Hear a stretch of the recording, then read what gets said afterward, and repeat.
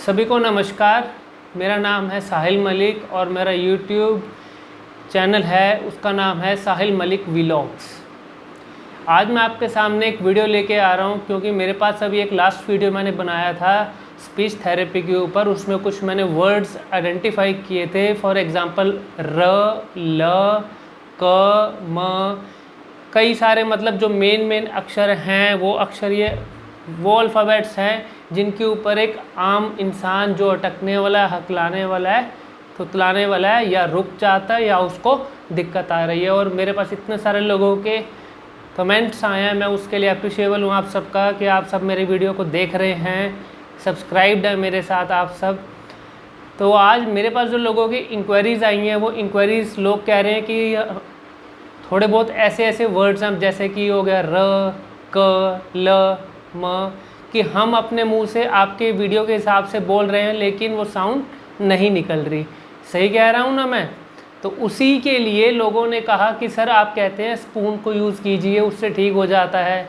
आज मैं आपको लाइव दिखाऊंगा। ये रहा मेरे पास एक स्पून, लाइव दिखाऊंगा इस स्पून की वजह से कहाँ पे आपने, कैसे आपने स्पून को यूज़ करना है, सो दैट आपके जो वर्ड्स हैं क्लैरिटी हमें चाहिए अल्फ़ाबेट्स में।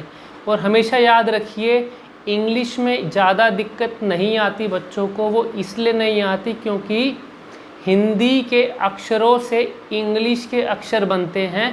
इंग्लिश में बोलना इतनी ज़्यादा दिक्कत नहीं करता अगर हम कंपेयर करें हिंदी के अक्षरों में।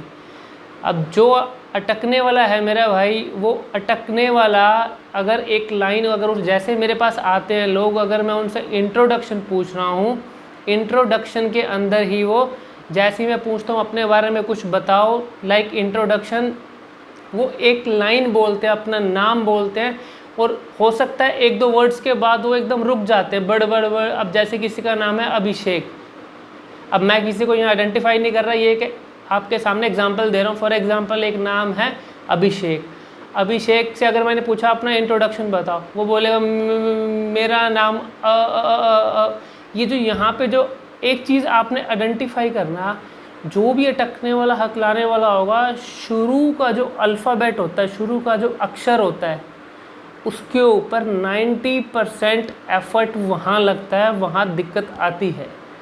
अगर वो उससे अभिषेक का अब बोला गया तो वो शेख भी आराम से बोल लेगा। अब इसके पीछे लॉजिक क्या, लोगों को इस चीज़ का लॉजिक नहीं समझ आता। ये कुछ टेक्निकल चीज़ें हैं जो मैं आज आपके साथ लाइव एक्सपीरियंस शेयर कर रहा हूँ। अब इसमें क्या होता है कि अब जैसे लोग हमेशा कहते हैं कि मेरे को ना बस शुरू का अक्षर बोला जाए, उसके बाद मैं बिल्कुल आराम से बोल लूँगा, मुझे कोई दिक्कत ही नहीं है, मैं ठीक हूँ, ये है वो हूँ। लेकिन मेरा जो मानना है, शुरू के अक्षर पे क्यों अटकता है इंसान, क्यों उसको दिक्कत आ रही है, उसके पीछे आप पहले समझिए।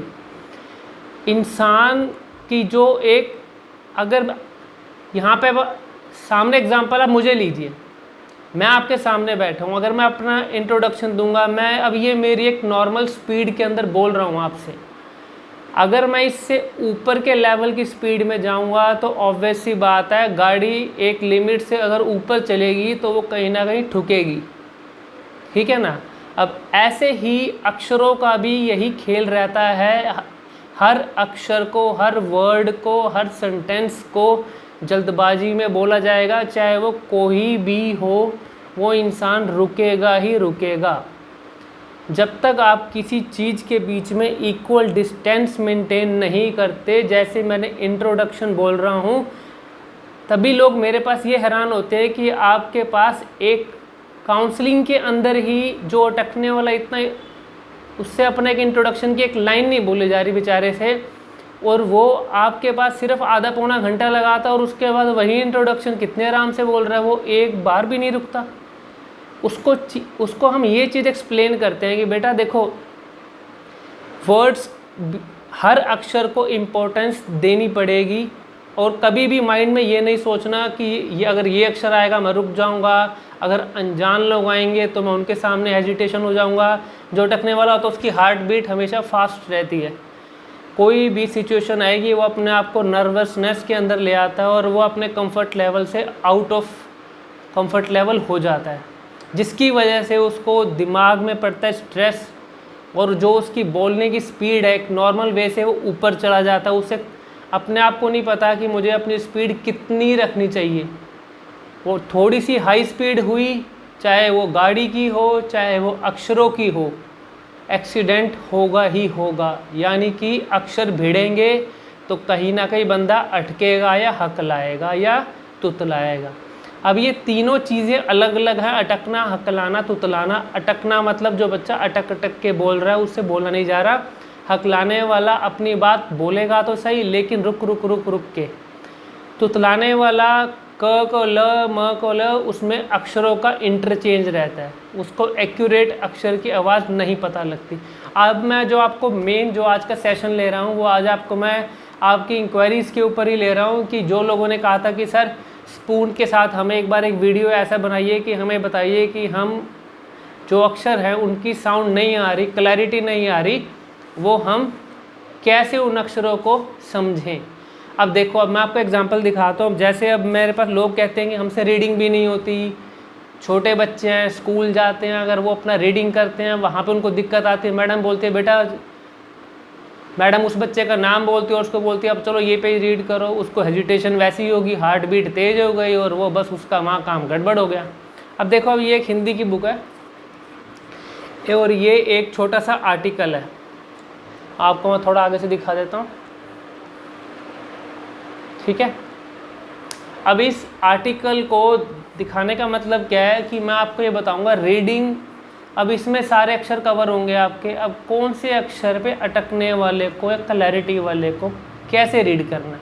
अब देखिए, भारतीय संस्कृति, जो बंदा ज़्यादा अटकता है उसको मैं एक एडवाइस करूँगा, अक्षरों को इतनी आराम से बोलिए कि शुरू का अक्षर भी बिना अटके बोला जाए। चाहे उसको अक्षरों में बोलो, चाहे उस बड़े अक्षर को हाफ करके बोलो, लेकिन इतनी प्यार से बोलो जब तक तुम किसी चीज़ को प्यार नहीं करोगे, ज़बरदस्ती कोई काम करोगे, जोर लगा के कोई काम करोगे, वो काम कभी भी नहीं होगा। वो चाहे अक्षरों को बोलने का हो या लाइफ में कोई भी काम हो। इसलिए इम्पोर्टेंस, प्यार हर किसी को चाहिए। अब देखो मैं कैसे रीड कर रहा हूँ, भारतीय संस्कृति। अब जो वर्ड है संस्कृति, अब इसमें आया संस के साथ आया क रीति, क। अब जो अक्षर है ये इसके ऊपर मोस्टली सबको दिक्कत आ जाती है। अब इस अक्षर के ऊपर मैं आपको हेल्प करता हूँ।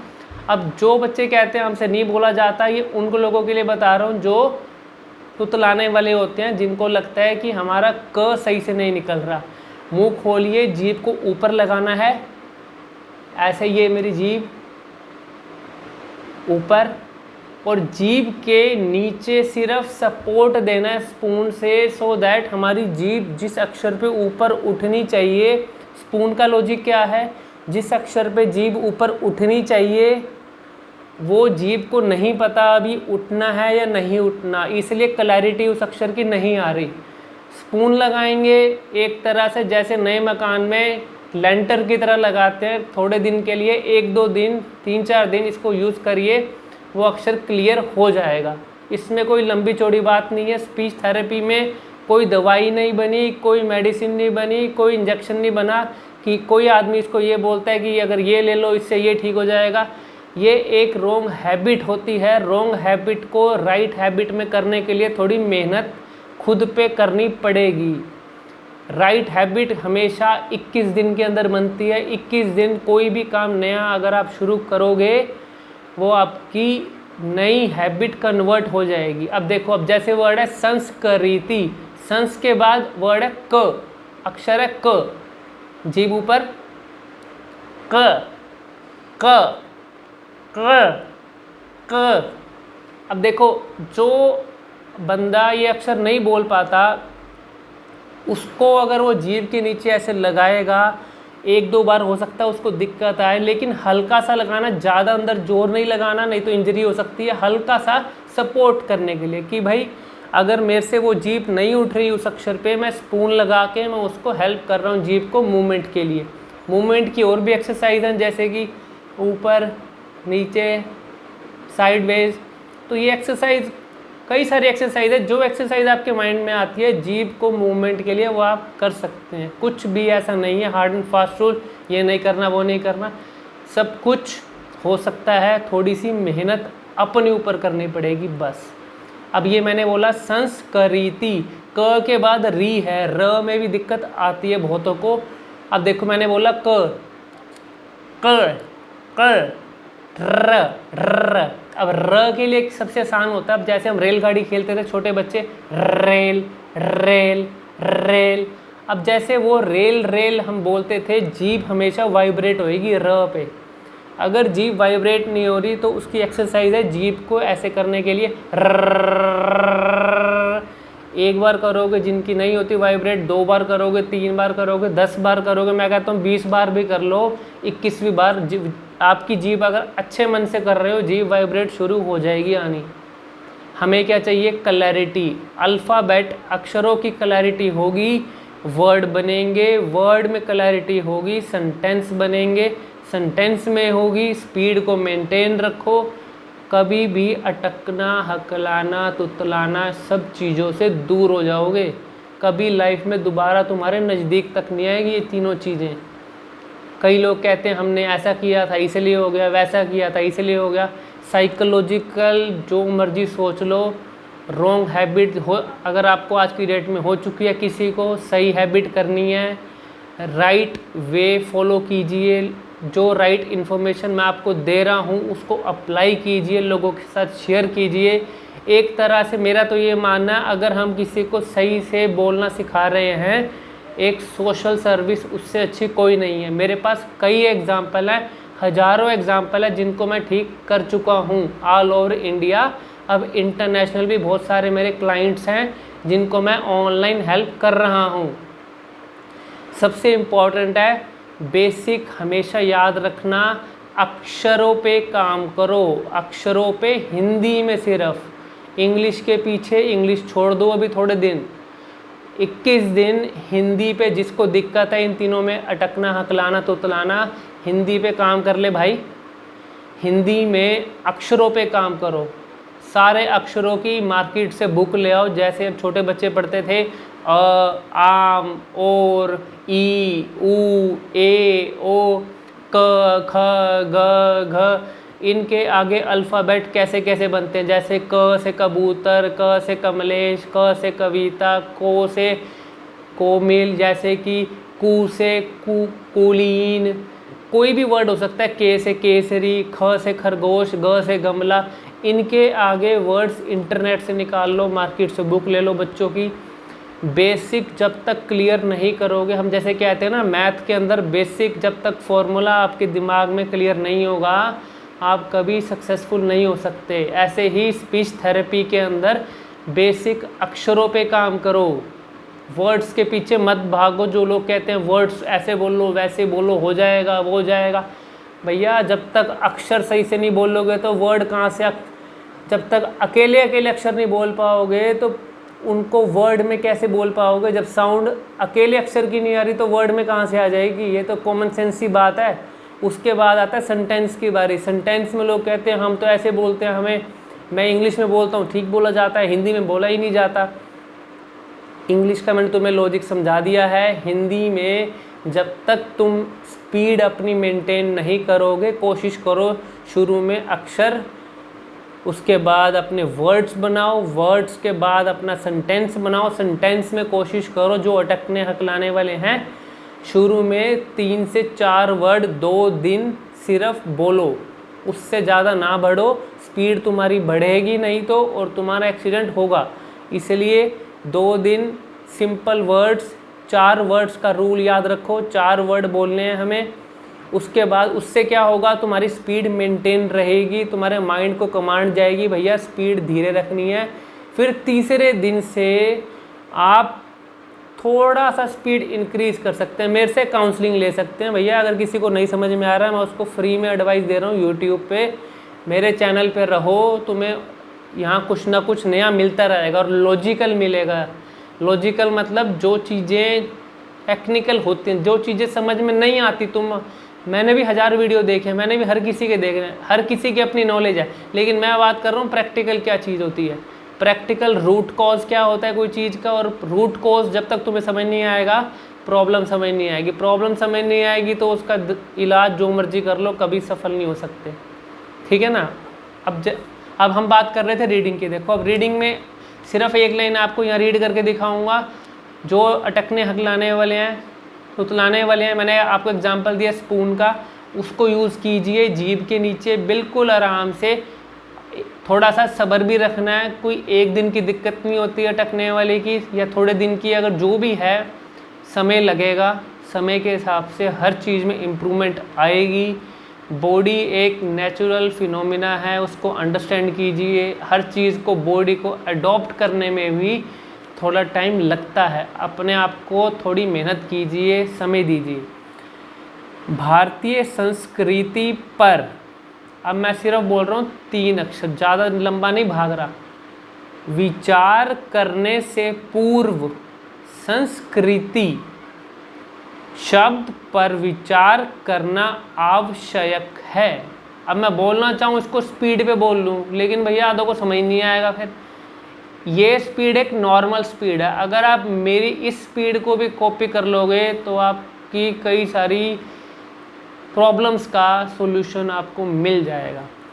संस्कृति 2 शब्दों से मिलकर बना है, संस और करीति, रीति, जिसका अर्थात है वह क्रियाकलाप। अगर मैं इकट्ठा बोलूँ वह क्रियाकलाप जो हमें संस्कृत। स्पीड पे क्यों भागना है भाई, किसको जल्दी है? थोड़ा आराम से, सामने वाले को समझ तो आए तुम्हारी बात। इनसे विपरीत कृतियों को अपसंस्कृति कहा जाएगा।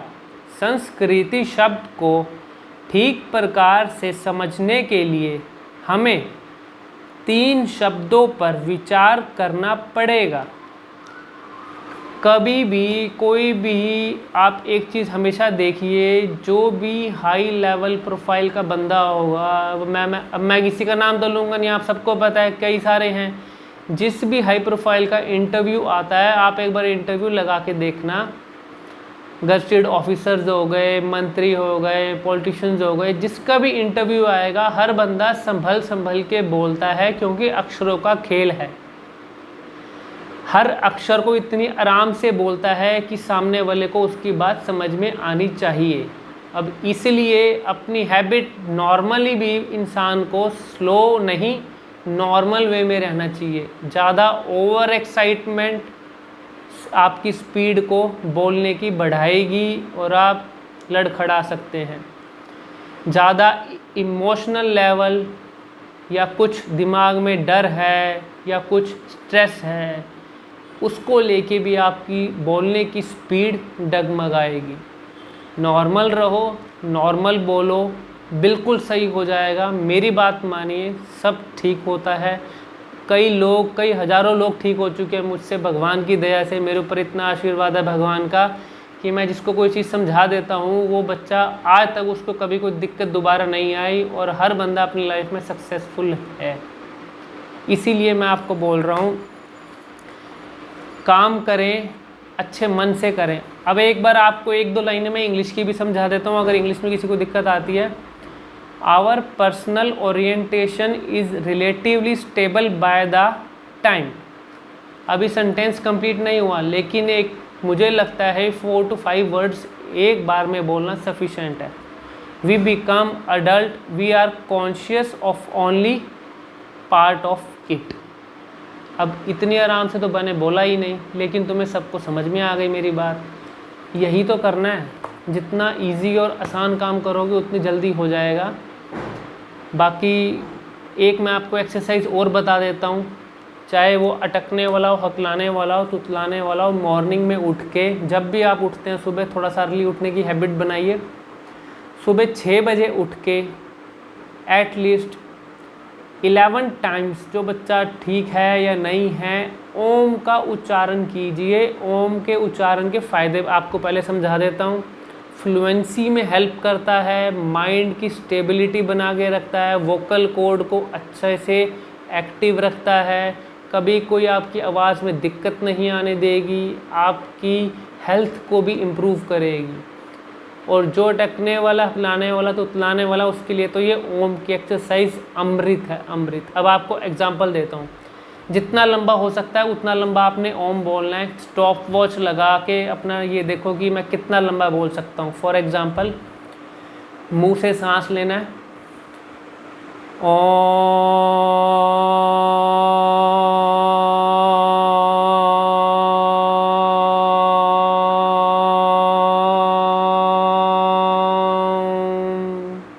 अभी तो ये मैंने छोटा सा बोला।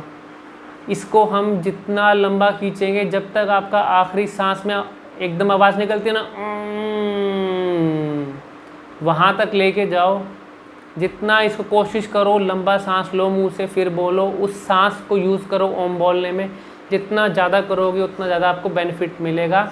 बाकी मेरे वीडियोस को आप सब्सक्राइब कीजिए। मेरे यूट्यूब जो है चैनल साहिल मलिक वीलॉग्स को सब्सक्राइब कीजिए।